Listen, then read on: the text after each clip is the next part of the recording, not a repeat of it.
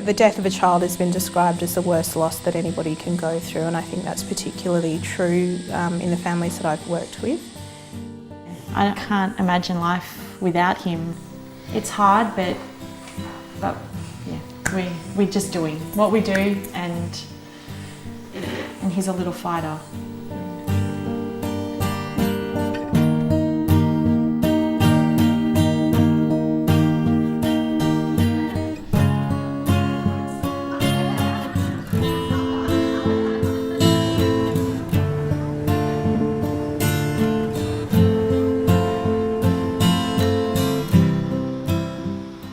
We're excited to find out we were having a boy, because we had a girl. It didn't matter either way, but I think because we named him after Dave's dad. He was the first grandson on the family side. There was only really 18 months between them, so she was a perfect baby, like textbook, everything. And then when we came home from the hospital, I had a screaming newborn that screamed all day, all night. And because what I had experienced with her, I knew something was wrong. He was always sick, always like had chest infections, ear infections. He was just always sick, always on antibiotics, and yeah. It's like you think that a baby shouldn't really be on antibiotics like every 2 weeks. Just knew there was something wrong. Yeah.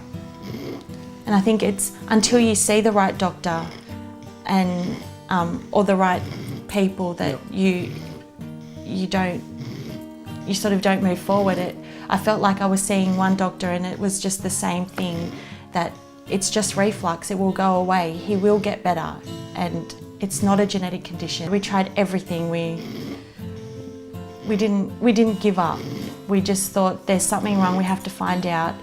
In a way, I'm glad we know what the diagnosis is, and that we were told about it, not living every day that we still don't know what's wrong with him. Charlie has a gangliosidosis, and that is a storage disorder, and it affects the nerves, resulting in Charlie being physically impaired and also cognitively impaired. I still remember the day. We were in this white room and they just said, your son has GM1 gangliosidosis, there's no cure, and he will die. And I just remember crying in the room. That was a very distressing time for his parents, to realise that this was going to be a progressive condition from which Charlie would die. I think it took us probably a couple of weeks to let it sink in, because I don't think we really wanted to believe it. Yeah. One day we were in hospital and he was down to, I think, 8 kilos. Yeah. Dr. Ellaway came in and said, you know, he looks pretty bad, you know, I don't think he's going to make it through the night. I think it really hit us then that, wow, this is serious, you know, and we sort of, you know, told all our family, you know, you better come and say goodbye, and, you know, it was a really hard night because we hadn't had time to accept all of this, you know, and he pulled through. He was first referred to palliative care approximately 3 years ago when the diagnosis was made. I still remember meeting the palliative team the first time. The very word palliative care can raise all sorts of anxieties in families because they associated that with terminal care, in other words, the last few days of life. He was in hospital at that time, and when they introduced themselves, I just thought, you know, why would we need a social worker, or why would we need, you know, a nurse? Many families can have or express fear when they first meet the palliative care service, and the reason for that is their understanding of palliative care, which might be along the lines of palliative care is only involved when a person is in the last hours or even days of life.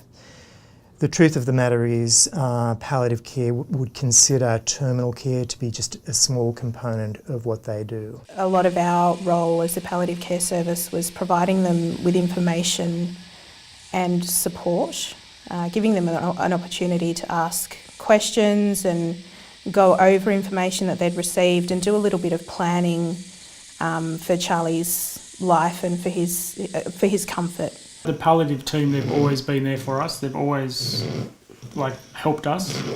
They're always telling us if we need more help to let them know. In our team we have medical doctors, we have a clinical nurse consultant, we have a volunteer coordinator, and we have administrative support.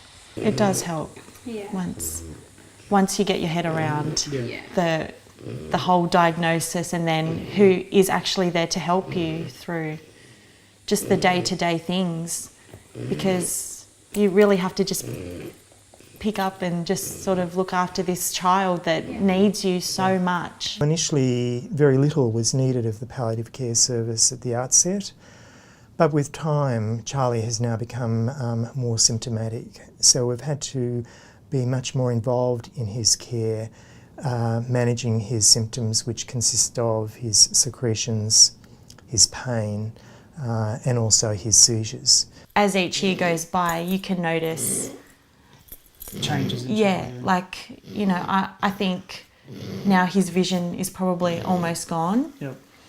And his back as well is curving more. But then, we were told about that. So,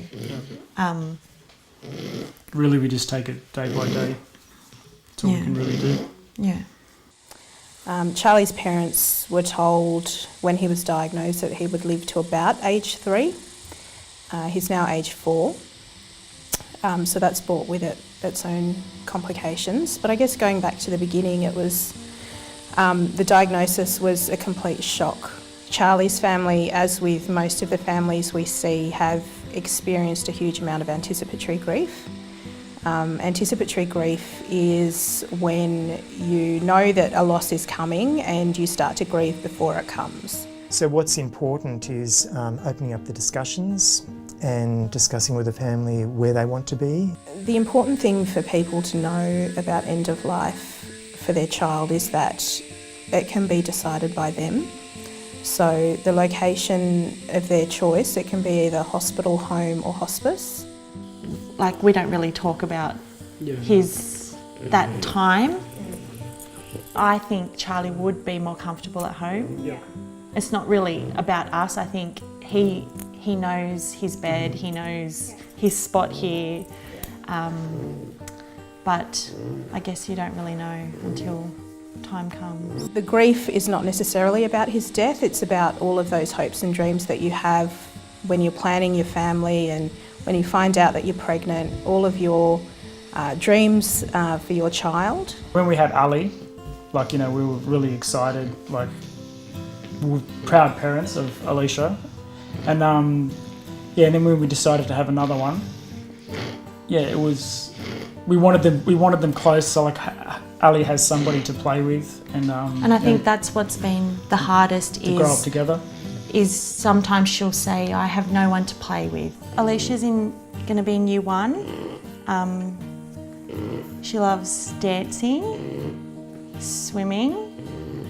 What else do you like? Going to school? Going to school. And reading books to Charlie. Siblings are incredibly important. So again, the role of our service would be caring for the siblings, helping them with some anticipation related to the death of the child, but in particular as well caring for the child afterwards. The fine balance that often we support parents through is not getting stuck in your anticipatory grief to the detriment of your relationship with your child while they're still here. So talking to parents about it being normal to start grieving now and doing what they need to do in order to let that grief out, but then also being able to focus on their child and creating memories with their child. in the here and now. I feel kind of blessed that he's in our lives because he's taught us a lot. Yeah. Like all we want him here. Yeah. That's, you know, he's our son, sick or not. We love him so much, and we're lucky to have him in our lives. We want to give him the best possible life he deserves, I think.